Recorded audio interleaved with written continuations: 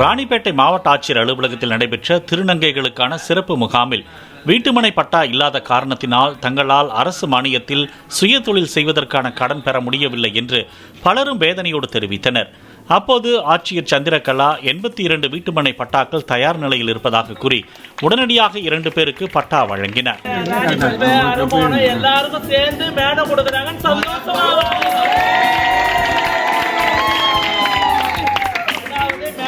பேரை வச்சு நம்ம மேடம் சாரி மேடம் சந்திரலேகா நகர்னு நம்ம பேர் சுட்டிக்குவோம். நம்ம மேடம்